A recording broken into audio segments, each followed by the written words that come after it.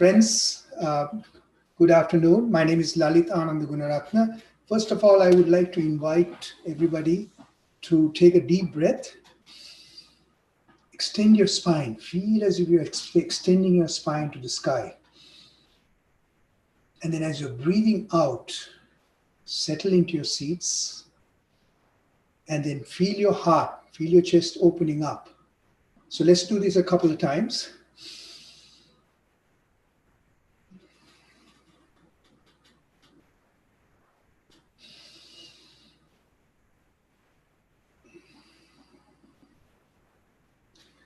So what we have done is just to take a little bit of a reset, press that reset button. All of us may have been busy doing things up till this time.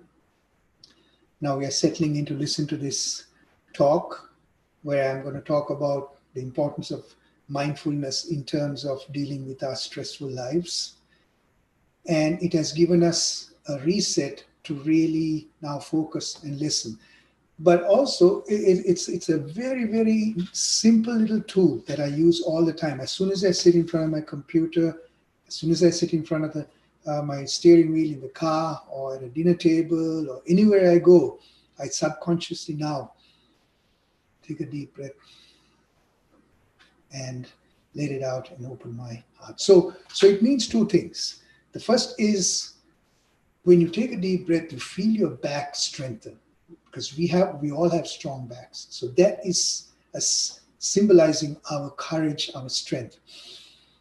Strong back as we breathe in and extend our spine. And as we breathe out, we open up our chest, open up our heart, because as we live in community, we open up our heart in love, in acceptance, to become vulnerable to the others, to trust. So we have this balance that we have to live with on a day-to-day basis.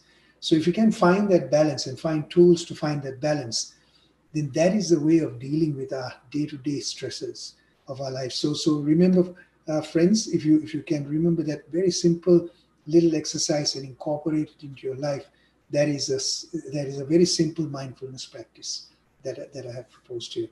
I also want to start off by paying deep gratitude to Visitor Gunaratne and the Buddhist Embassy. Buddhist Embassy is really out there spreading the Dhamma as the Buddha wanted to spread around the world, the real Dhamma out there. So this is an amazing vehicle to do this, and I really, really commend visitors' efforts in starting this and then linking the world and different communities through this medium. And so technology is a wonderful medium we have. And how do we balance technology with everything else that we have in our lives? And that's part of how we manage with stress. So my topic is how do we deal with the insidious nature of stress? Now we understand stress as something that affects our emotions, that comes and messes with our minds. It throws us off balance.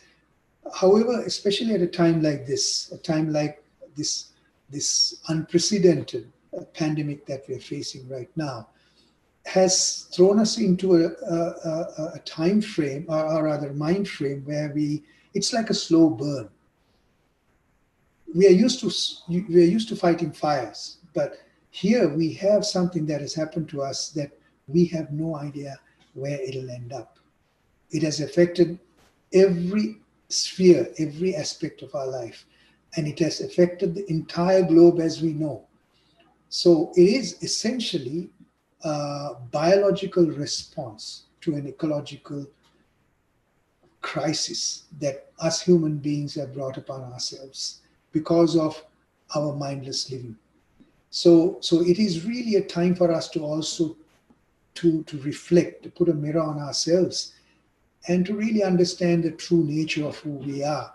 And this is where the Buddha's teaching also fundamentally taught us that we are one with nature.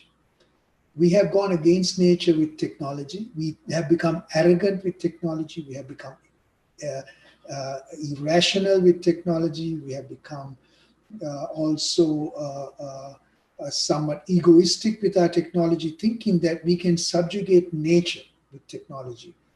Yes, we can subjugate nature to a certain extent. We are living in a heated home. It's minus 2, 3 outside. It's snow outside. and that technology is wonderful. But when we go overboard by using technology to subjugate nature itself, subjugate our minds and bodies, then we will face a problem, because nature will then act to find that homeostasis for us. So how do we find that balance within our minds? So the technology age began 500 years ago, or it began with the Greeks really, and then about 500 years, 600 years ago, in the 1400s, Copernicus came up with the theory of the fact that this is a heliocentric universe, so a world for us. So our planet moves around the sun. But at that time, especially the dominant church promoted the idea of the notion of the everything revolves around us, the human being. So when Copernicus came up with this treatise, he didn't even put it out there at the fear of his life. Giordano Bruno in 1600 dabbled with this science and ended up getting burnt at the stake. Galileo in 1633 ended up going to prison because he brought it out, and Pope Urban at the time didn't like what he heard. So they then decided to call a truce between the spiritual part of life, the church, and scientific thinking. So Descartes, scientists like Bacon, decided to take the objective science in one direction, and the spiritual practices and religions and all of that went in another direction. So we have a fractured world right now, gone in these two different directions. And this is one of our basic, if you go to the root cause of our stress, is the fact that our minds and bodies are not aligned. They are separated. And the other thing is that we have been taught, because of our education system, to compete, to fight, to judge others, to always look at analyzing things in order to survive. And that has become our default mode. However, we know, especially at a time like this, when so many of us have had time to slow our lives down and think, we realize our human nature is really about being one with nature. It's about love. We, as a human population, survive and perpetuate ourselves as through a loving reunion between two people who become vulnerable to each other. That alone tells us that human nature is about love, about compassion, about empathy, about becoming vulnerable to each other, about trust and fair play. And our moral compass is about fair play. So this is one of our biggest stresses in life, because we know something internally, but the outside world is telling us something totally different. And also, as a result of the way the outside world is designed, we have to become competitive. We have to become judgmental. We have to identify things as black and white rather than shades of gray. And when we have to do that, that's one of the reasons we get stressed. And I was fortunate, like many of us who grew up in situations where we were exposed to Buddhism. I treat the Buddha Dhamma, Buddha's teaching, as more of an inquiry, a teaching of teaching us how our mind and bodies work, how nature works, more than a faith-based religion. And I was lucky that I was exposed to mindfulness meditation as my father meditated, and I saw him meditate. And then I was also lucky in the beautiful hill town of Kandy in Marvin Mudder, next to our house. There was a Buddhist monk who was a teacher by day, and he was building his little avasa, his temple, and he'd be there on the weekends. So he's the first person, when I was about 12, 13 years old, who introduced me to the practice of meditation and mindfulness, who also gave me a couple of very simple tenets of the Dhamma. And I started also going to the Dhamma school next door on Sundays. So that was essentially the first thing that he taught me, was that life was not satisfactory, and the word dukkha came up. And for a happy-go-lucky 12-year-old, I wasn't quite, I couldn't quite understand what that was, because life was nice. So in later years, as I discovered it, what it really meant was the material world in itself is unsatisfactory, and it'll bring us, when we attach to it, it'll bring us sorrow and misery, right? And suffering. And the number two thing he told me was the word anatta, rather anicca, that everything is impermanent and uncertain. And he showed me things, and he said, look, the day becomes night, and it rains one day, and this plant will grow, and this flower will grow, and it will die. So that was easier to understand when he said everything is impermanent and uncertain. And then the third thing he told me was the word anatta, which is non-self. And it has taken me a lifetime to really understand. And even now, it's a difficult concept to grasp, this notion of non-self. So these three have been there with me for a lifetime to really inquire and work with, concepts to work with. And then in terms of the mind, the suffering on the mind that brings us stress, what I was taught was that meditation is the practice. And then I was taught the 5 precepts of living a good life without harming others and harming myself, as a practical way of living that. So of course, when we live life, it's very difficult to live in our competitive world, in living with those precepts. However, I've kept that mindfulness practice going, and it has helped me through my life to deal with the stresses of my life. So what I want to share with you today, I also follow, I'm an engineer by profession, by training. I also follow a lot of the latest technological developments that have now opened up the world to our brains and our internal systems through fMRIs and all the other technologies that's available. And those technologies have now opened up and revealed to us what the Buddha and all the other sages over the years have told us through their hardcore meditation and mindfulness practices as truths as how our minds and bodies work. And that to me is a fascinating inquiry to bring together in this day and age to when we can validate through science and technology that what we're doing is also helping us in our mind and body, then it's a wonderful way of dealing with the day-to-day stresses that we face. And having said that too, another thing that I just want to quickly make note of is that I've also continued to study other religions, other faiths, because one of the things that I feel and I know is that we live in a diverse world of diverse people who are following different faiths and religions and backgrounds and different levels of spirituality and material lives and consumerist lives too. We have to understand how those minds also work, because all of that is also part of me. So that's why I have an inquiry. At the moment, I'm studying the Bhagavad Gita. I have studied Christianity. I went to a Catholic school, so I've been very exposed to all those theosophical religions, Islam, as well as Baha'u'llah's faith, Baha'i faith. So all of that has been a part of its collective inquiry. So what I'm sharing with you comes from a big picture of all that. So I'm going to now share my screen. And once again, take a deep breath and settle into your seat. And I'm going to share a bunch of slides because I want to make this more of an educative process. So I trust that, let me just make sure the screen was shared. Let's see, okay.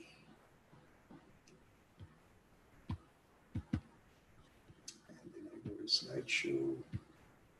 Right, yes, I think the screen's been shared. So I call this presentation the insidious nature of stress, how to find resilience and balance through challenging times. So the first thing that I want to share is the fact that in our normal day-to-day lives, we find ourselves subconsciously, if you're not mindful and aware, in 3 different spaces in our minds. And this happens on autopilot. One is sometimes we find ourselves having real clarity, clear mind, we're feeling good, we're feeling grounded, and we're seeing things positively. And then suddenly, this anxiety creeps in, a bit of agitation creeps in. And then we're feeling nervous now. We don't even know it. And subconsciously it creeps in, then we suddenly it comes to our conscious notice. Then we're wondering, what is bothering me? I'm not quite sure. So, and then suddenly I might find myself feeling dull and bored. Things are getting smoky and cloudy, and I'm feeling lethargic and tired, and I'm not quite sure what's going on, and there's no clarity at all. So if I use the fire as a metaphor, the clarity and perspective is a light. There's luminosity. I can see things clearly.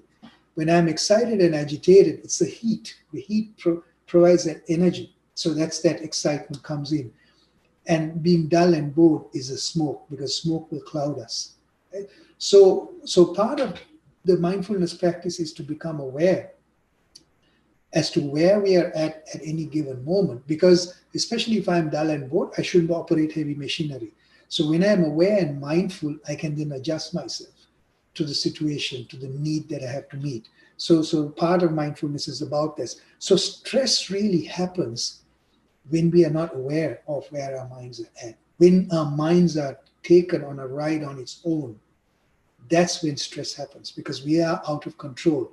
So what mindfulness is all about, and what the Buddha taught, is about getting control of our mind, getting control of our body as much as we can, even though our body and our physical brain has a life of its own, and it has a chronological age, and it'll get sick, and all of those things can happen to it.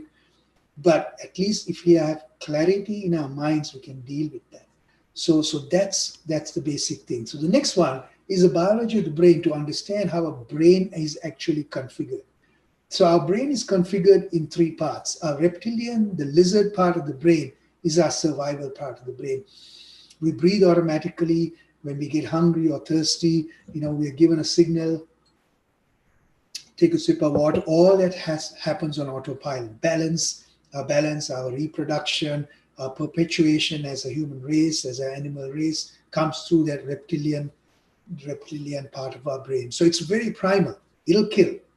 And the limbic part of the brain, the mammalian part, is again our emotional part. It then adds to that basic part with emotion, maternal love, our memory, sociability. We will attack if we attack. We'll get angry. So, they say that the lioness it becomes a real killer when she has to protect the cubs. And that's where that mother's instinct comes from. And again, it comes naturally. It's out of control. It just happens spontaneously. So most of the time, us human beings are on the limbic, mammalian, and the reptilian side of the brain. That's the autopilot side. So the neocortex is a part of the brain. Now, all this formed in us 200,000 years ago as we came to being as human beings on this earth. And the neocortex is our logical, rational, emotional regulation part. It is called the executive function of our brain. And for people who don't meditate often, who are always being moved by our ego and in the material world, that part of our brain is bigger. Now there is proof that anybody who meditates for long periods of time, our neocortex is much bigger. That's when we have much more emotional control. So part of the enlightenment process then is to really train the neocortex to become bigger and bigger and bigger and bigger. So we don't react to situations, rather we respond to situations. So you see where I'm getting at. So this is why the meditation practice, as important as eating and drinking, because it helps us sustenance, but it also helps us to balance us, to deal with the life that we have. So the other part of it is Marshall Rosenberg is a psychologist who brought in nonviolent communications to the world, a beautiful practice which I learned in Sri Lanka and learned during the war, and worked with especially the education system, schools and teachers and kids on both sides, to bring people together through empathy. Empathy comes when we understand people's feelings and needs. When I understand my feelings and when I understand my needs, I can then empathize for myself, and I can get a hold of my emotion. So most of us have been educated from birth to compete, judge, demand, and diagnose, and to think and communicate in terms of what's right and wrong with people, what's black and white. That's not what nature is all about. Nature is gray. Nature is not black and white. Because if we go on this trajectory, this is where violence happens. So this is something to keep in mind. This is what stresses us out. And the other part is this, that in our life on a day-to-day basis, if you see that suddenly I'm happy, as I said, right? There's clarity. Suddenly I'm suffering because there's brain fog, there's anxiety. In the outside world, suddenly I'm recognized and I get fame. Suddenly then I'm not recognized anymore. I'm given a hard time. I'm become insignificant. I'm praised sometimes. I'm blamed sometimes. I gain sometimes. I lose sometimes. Sometimes I'm healthy. Sometimes I'm ill. This is our normal life. This is the default mode. So what mindfulness does is to help us to find that amplitude of equanimity. It's called upeka. And there's where we deal with the stress, where we learn to be grounded and learn to deal with stress. Because as long as you're going up and down in this roller coaster ride, we are being stressed out. So now I'm going to show you what happens when we are stressed out. Because stress and emotion, so the stresses happen, and depending on its intensity and all that, it then has a physiological response. It'll affect our body and mind too. Right? So sympathetic arousal, muscle tension, all that starts happening. And then as it becomes chronic in the cognitive, in our minds, worry, excitement, low self-confidence, hopelessness, and despair, and all of those things start happening. And the problem with this in our modern world is the fact that our lives don't let us let up. So this stress just continues going on and on and on and on, leaving us in a level of high intense being, where we are operating at a high level of stress. Then it becomes insidious. It becomes then chronic, and then that leads to a whole range of issues, including mental illness and physical illnesses too. Because we are a closed loop system, that's what happens. So the stress cocktail. So I'm gonna now just reveal to you, and I'm sure many of you know these. You have heard these the stress hormones or stress chemicals that come up. Now, when we were hunter-gatherers 200,000 years ago, and our bodies and minds haven't changed over that time, and then we became agri people, and most of our families, most of our ancestors, as recent as our grandparents, great-grandparents, were working in the fields, working out there with nature. All the stuff that we have, technology is about 100 years old. So our bodies and minds have not adapted to the new situation. So when in a hunter-gatherer days, or going out there in the field, we come across a lion, some sort of a predator, and we have to have the strength, physical strength, to either fight that lion or to run away from that lion, climb a tree. So what happens is the first thing that gets pumped into our bloodstream is this chemical cortisol. It comes from our kidneys, rather from our pituitary gland. It's pumped in. It just tightens our muscles.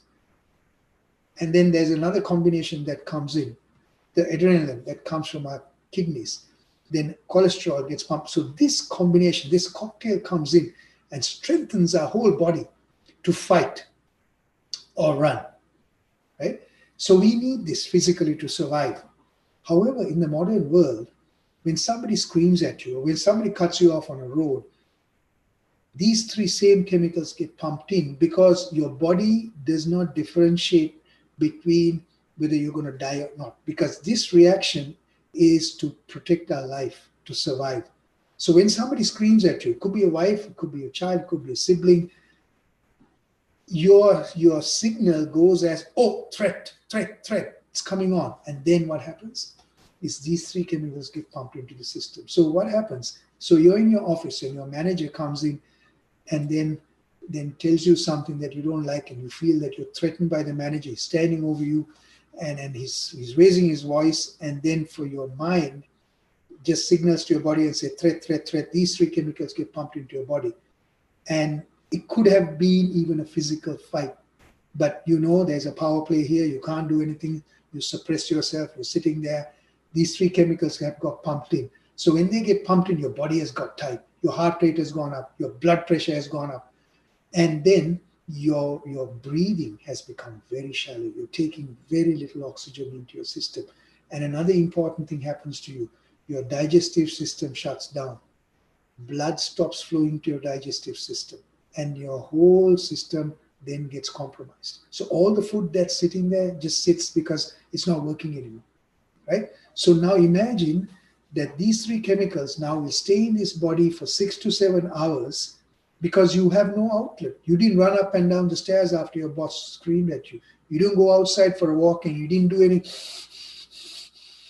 breathing exercises. But for the rest of the day, your body is going to be tingling, and the slightest thing is going to trigger you, and you don't even know why. right? So it is simply a chemical process, a biochemical process that's going on in your body that manifests itself as emotion, as anger, as frustration, as fear, and all of those emotions that we know that come up, right? So it's as simple as that. When we know that this is the case, then we have demystified the process through the biochemical system that's going on in our bodies. And then there are a couple other things that are going on, and I think it's important for all of us to know this, because these are the chemicals that are then giving us a good life. This is what sustains us. Oxytocin is so important for us. This is why it's so sad that we're not allowed to hug people anymore, because hugging is very important for each other, because we are very tactile beings. We need that touch, human touch. That's why when that infant is born, as the baby comes out to the world, it's so important to take that infant, even with the amniotic fluid, put it on the mother's chest right away, because that touch then builds that little infant's oxytocin level. So oxytocin is so important for us to combat our stressful lives. So when you imagine that some of us have been taken away, plucked away from our mothers as we were born, we have a deficit in oxytocin.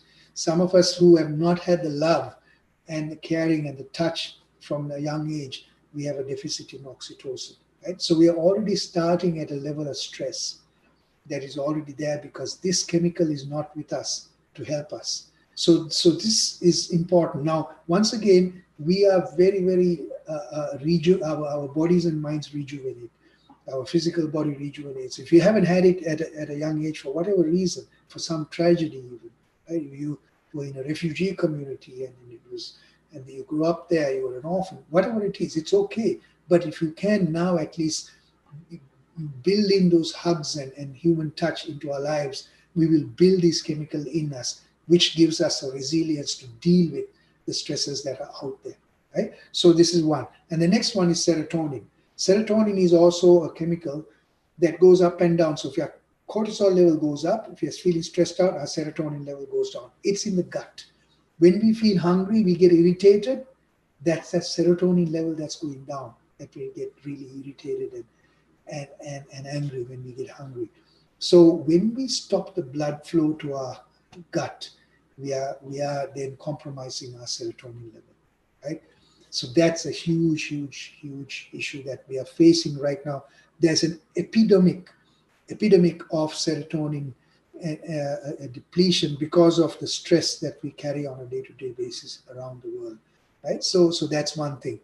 The other one is testosterone, and obviously this is different levels for men and women. However, again, it has a direct link with cortisol. When we get nervous and subjugated and angry and feeling powerless, our testosterone level goes down. Testosterone is directly related to power and confidence. When we feel confident and powerful, our testosterone level goes up and the cortisol level comes down. When we are feeling nervous and powerless, our cortisol level goes up. So how do we keep the testosterone levels up? So how do we keep that confidence levels going, right? So for me, that's where my physical exercise and mind and body stuff comes in. When my body feels strong, my testosterone levels are high. So that's one of the other ones. The other one is dopamine. Again, there's a dopamine crisis that's going on as a result of social media. Our children who are in front of the social media, Instagrams and whatever else that they are posting their pictures on. Some of them are doctored pictures, and it's called the anticipation of happiness chemical as a result of it. So what happens is the dopamine level goes up as soon as you see a like. But if that person is somebody you don't even know, it's somebody just as a part of your community, does not have any meaning to you, it'll fall all the way down because it's meaningless. So dopamine has to come from people who have meaning to us, our parents, our teachers, our loved ones, our kids. They can keep our dopamine levels up. Our colleagues, our managers, our bosses, all of us will make sure that our dopamine levels are kept high through what we call an appreciative culture in organizations, in our homes, by constantly reinforcing each other, not putting each other down. I'm not saying not to be critical of each other. Yes, we have to be. We have to point out and discipline people when things happen. But when we are doing that, there's also a way of doing it in a way where we don't kill people's self-esteem. and kill their dopamine levels. So it's coming from a place where they have meaning and they'll take it seriously. So this is another chemical that's so important for us. And the other one, the final one, is endorphins, is something that we give ourselves by going outside for a walk. We fill our lungs with good air, and that's how we get the endorphins. All these chemicals are important for us to stay healthy and stress-free. And to deal with stress, we need these chemicals. So you see the correlation between them and the chemicals like cortisol, cholesterol, and adrenaline, which take away life from us, which hurt us. But nevertheless, they're important chemicals because they also inform us and help us to survive in emergency situations. But life is not an emergency situation. That's where the mindfulness practice becomes important, because life, with all its ups and downs, we have to be able to deal with it with a positive calm. So the Buddhist teaching is about finding that space of positive calm, right? Because Buddha taught us that it is through our body, the form, the five aggregates. He taught us the form, the body, that then enables us to find sensations or feel the sensations of what's happening around us. Pain, if you get hit, all that informs us through that. And then feelings that arises in our minds through our emotions when something happens to us, those are indicators. And then the feelings leads to perceptions, how we then how we perceive things, and that depends on our conditioning and how we perceive something as something happens to us. And then our worldview comes from there, how we see the world, what are our founding principles, or how we think the world works, and my prejudices and my biases come there. And then our consciousness is a fifth aggregate. So this is the way the Buddha has taught us scientifically that we are able to understand and know our emotions and then get a hold of them through the practice of mindfulness. But there are a couple other things that I want to show you also in terms of our biology, because I'm showing this because we have a chronological clock that will happen. So we are born, and that'll tick away, and all of us have come with a time frame. No matter what we do, once that time ends, we're gone. Our physical body goes. And that's where this whole notion of anatta becomes important, because this is not my body. I don't have control over it at the end of the day, but I do have some control of it to at least have clarity, keep it healthy, keep it well, keep it as painless as possible until my dying day comes, right? So there is a chronological age that happens on one side, and then there is a biological age. Right? If we look after our bodies, we can have some control over our biological age. Right? So we have somebody who is 30, 35 years old, who leads a very stressful life, who doesn't sleep well, who doesn't eat well, who drinks, and living life on the edge. Their biological age might be 45, 50. So they are susceptible to disease. And diseases of older people, because naturally, because of our biological chronological age, there are natural diseases also that come up. So there's a picture here that is on here. It's called the telomere effect. And now this is something that, I'm surprised that hardly anybody knows this. This is a basic chromosome that is in our body. It's a part of our DNA system that came to being 200,000 years ago when we came to being as human beings, right? So you see a shoelace with a cover. That's a good telomere. So telomere then is a good telomere, then informs us of our health and well-being. The other lace, which is fraying at the edges, which is getting shorter and shorter, is a telomere that's compromised. It happens naturally as we age. Our telomeres start fraying at the edges and start eating away at the edges, and eventually they'll die off, and that's how we die a physical death from the biological aging. However, unfortunately, because of stress, we could be very young and have those telomeres at the edge fraying, and that can be a huge, huge problem. And this is an epidemic that the world, especially the urban areas of this world where we are stressed out by the clock, and everything else that we have to do to judge and compete and all of that is now killing us because we are not mindful and aware, right? So what are telomeres? They provide a unique model for understanding cell aging. They act as protective caps on the end of chromosomes to keep them from deteriorating. I discovered telomeres when Elizabeth Blackburn, a research scientist, discovered them as a part of our chromosomes. I discovered them probably about year 2000, but she came up with this in 1985. This is how long this knowledge has been out there. And then a woman called Elisa Epel, who's a psychologist, who got together with her and then linked, okay, what does that mean to our mind and body? And she wrote a book called The Telomere Effect, which clearly tells us that our aging process will accelerate as long as these chromosomes at the end, the telomeres, keep deteriorating. And there's a tremendous amount of research, a body of research out there, right?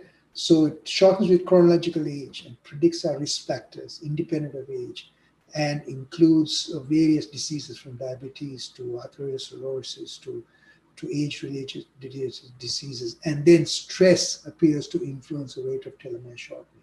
Stress. This is the number one thing that they have found. And the research results show that in testing even depressed people, chronically depressed people, because depression can happen for many reasons, for chemical reasons too, or healthy participants who had chronic stress found that telomeres getting shorter. So if you're middle-aged, if you're physically active, breathe well, high aerobic exercise, you ate well, you slept well, you're loving relationships, the chances are your telomeres will be healthy, right? So that's one of the most important, interesting findings for me. And more, now, Elisa Epel talks to what Buddha talked about in terms of mindfulness, right? And that balance. So being mindful-based meditation training is shown to reduce our emotional stimuli. And this is what Buddha taught us, right? When we meditate, we manage our emotion. And now science is proving this beyond a doubt. Right? All this research is, you just have to Google Elisa Epel. She speaks on TED and all that, you learn. Because for me, my mission is to teach this to as many people as possible, because if you can find peace in your mind, you will be at peace with this world.